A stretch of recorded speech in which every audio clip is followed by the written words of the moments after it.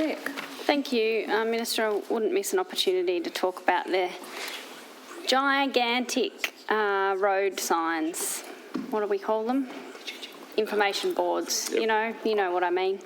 Raised this last year and on the floor as well. So, Minister, in previous questioning times and estimates, I've asked whether the government would consider using those signboards as a revenue-raising measure, and the feedback has been no.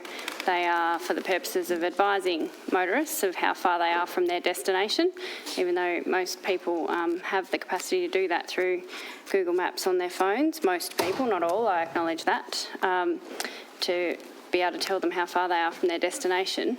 This was a $22 million expenditure, and I acknowledge I think $12 million was from the state government and the rest from the federal government.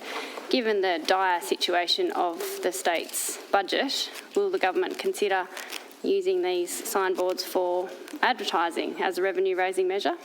They're not designed for that sort of thing. I'll have some clarification from the Deputy Secretary in a sec, but they have been used in a positive way when there's been hold-ups at various points on the highway that I travel in diverting, and I wouldn't like to totally dismiss that they won't be used for other traffic enforcement in the future at some stage, to be honest. We're finding that speed cameras in certain places are having an enormous effect on slowing down traffic in certain areas.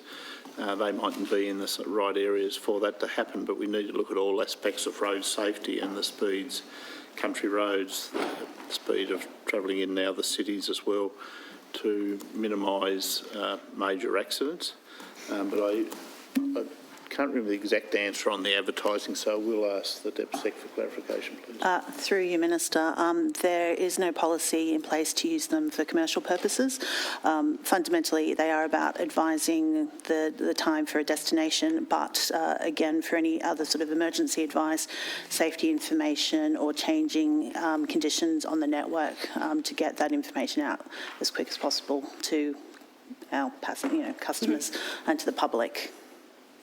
Thank you. Yeah, I appreciate there's no policy position of the government, which is why I'm asking the question. We had the Treasurer before us on Monday, I think it was, and he certainly wasn't offering up to us any proposed new revenue measures, and I think at one point even said it's a joint responsibility of members of Parliament to come up with ideas or something along those lines.